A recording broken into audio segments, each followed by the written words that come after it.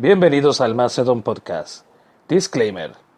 Las opiniones vertidas en el próximo podcast son solamente de su moderador y de este podcast y no pertenecen a ninguna afiliación o colectividad o nada con lo que tenga que haber participado este servidor. Ya dicho este disclaimer, oficialmente le damos inicio a el análisis del Macedon Podcast de las elecciones 2016.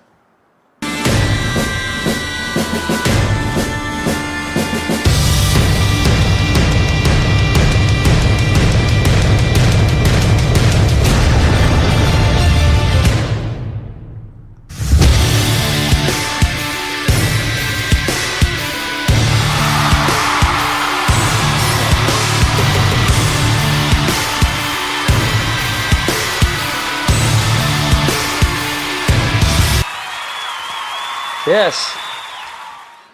Bienvenidos obviamente al esperado análisis. Queremos explicar rapidito cómo es que va a funcionar este mambo, no el final. Tenemos esta primera parte donde vamos a estar analizando lo que fueron las campañas, qué fueron las ventajas, qué fueron las desventajas, qué se hizo, qué no se hizo.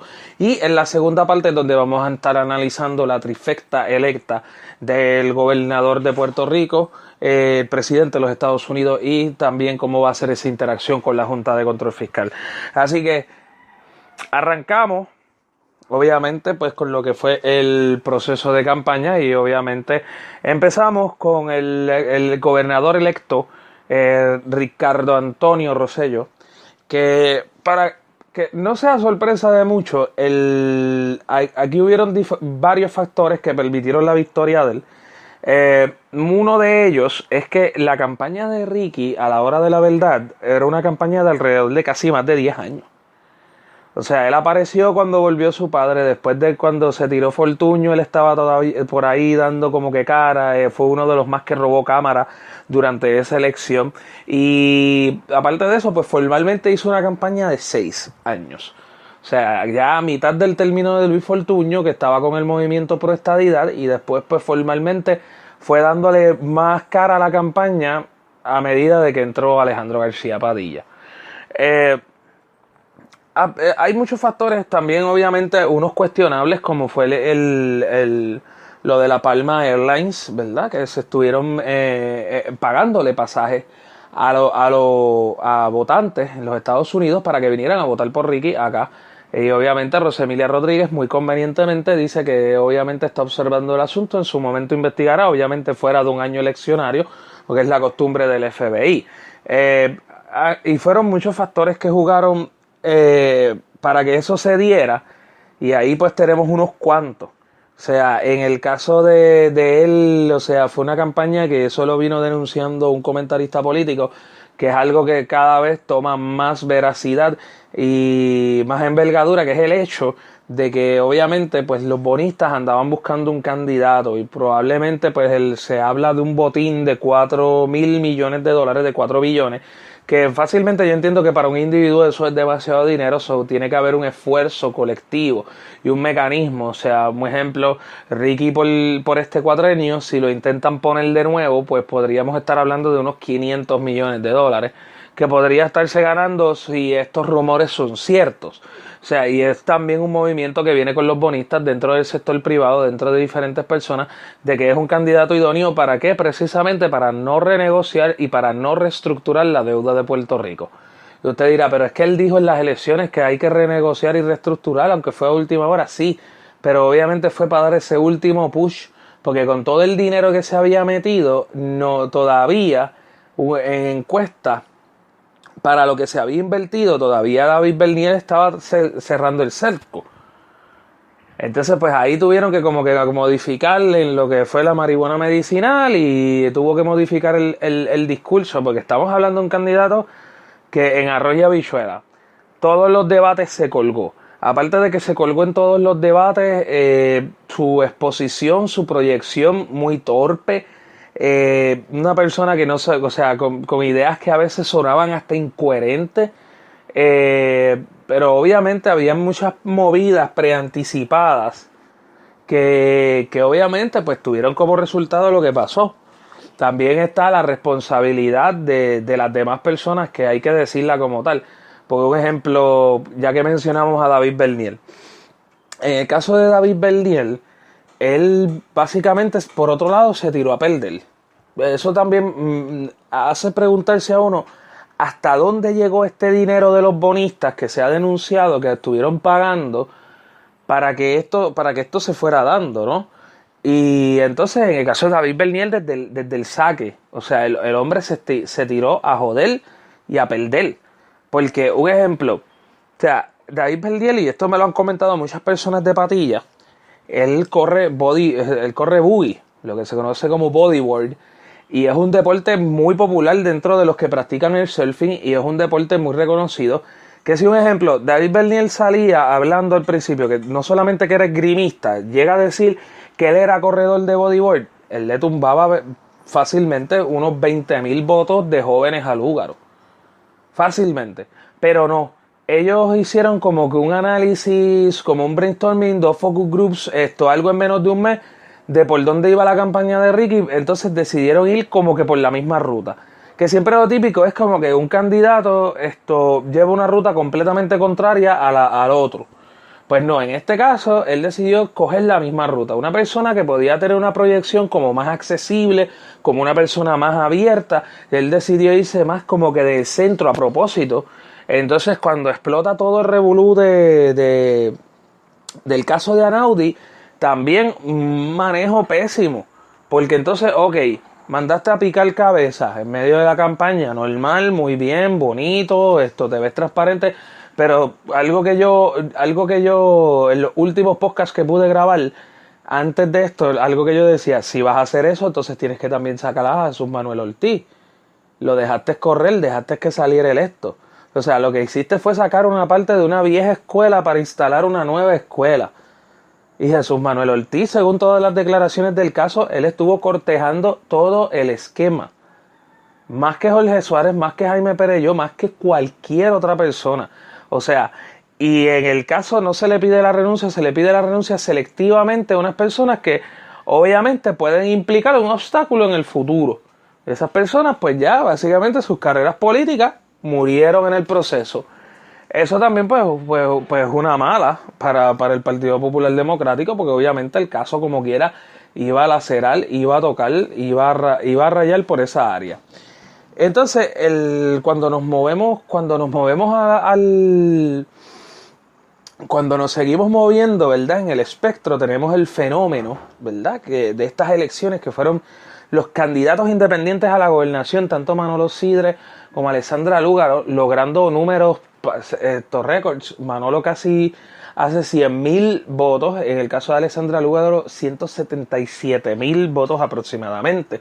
O sea que de hecho las proyecciones internas de este servidor que no fueron publicadas, o sea, la ponían en una gama de entre 150.000 a 225.000 votos y estuvo muy cerca del tope de ese, obviamente de ese margen que se había establecido en la proyección, ¿verdad? Del Macedon Podcast.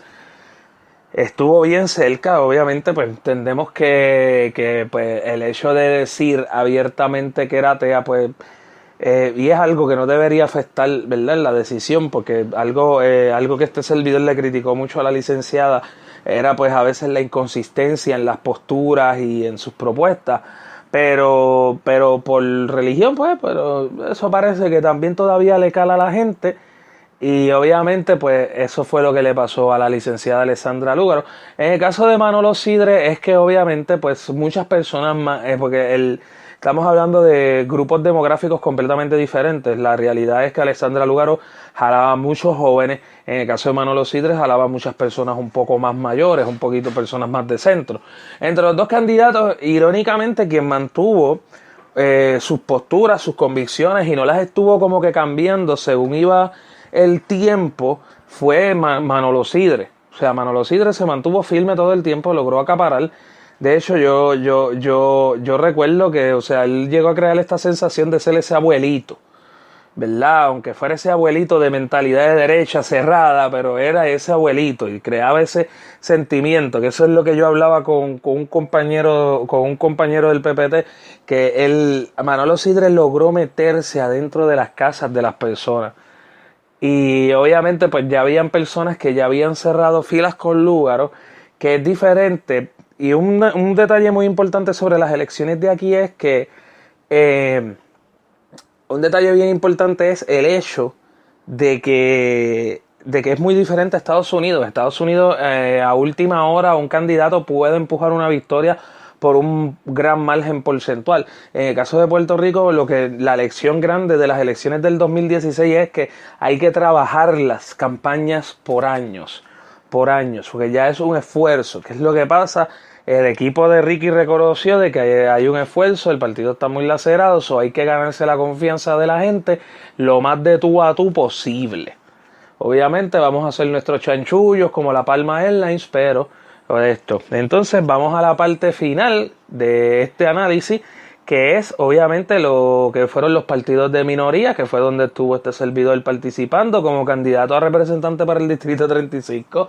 Y en el caso tanto el PIB como el PPT, el PIB y la fase de la campaña, el PIB, el problema es que hizo mucha proeza administrativa, pero si hubieran tomado un poquito más de riesgo, quizás hubieran inscrito el partido.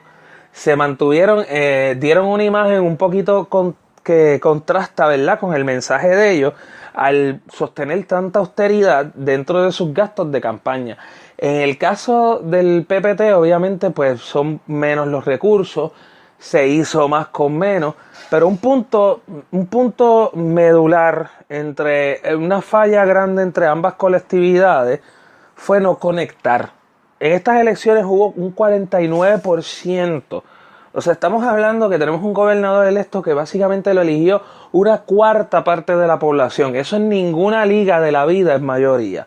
Pero ¿qué es lo que pasa? Que al abstenerse 49%, y aquí hubo una cosa, estuvo el movimiento de abstención electoral que nace de diferentes movimientos de lucha y se solidifica en el campamento en contra de la Junta, de Control Fiscal. Y entonces, de ahí, de ese 49%, un 9% fácilmente puede ser de ese mismo conglomerado. Porque hay muchas personas que están en contra de la Junta de Control Fiscal, contrario a lo que se expone, ¿verdad?, en algunos medios. Pero el resto del 40%, ese 40% en específico que no fue a votar, no tienen afiliaciones políticas. Ahí tú puedes tener madres que viven en zonas rurales que han sido completamente abandonadas y se sienten desesperanzadas. Lo mismo de personas que no han podido conseguir empleo. Personas que han tenido limitaciones de salud y no han podido tener acceso absolutamente a ningún tipo de ayuda de parte del gobierno. Ahí tú tienes las personas que están bajo niveles de pobreza. Hay muchas personas dentro de esos niveles ahí. Pero hay muchas de esas personas que también fueron coaccionadas en base a de que te voy a dar un empleo a moverse hacia esa dirección. Y eso es algo que es muy importante tenerlo en cuenta, porque a la hora de la verdad, la falla más grande, tanto de los candidatos independientes como el PPT y el PIB, fue no poder conectar con este sector. Y este sector es el pueblo, mi gente, es el pueblo.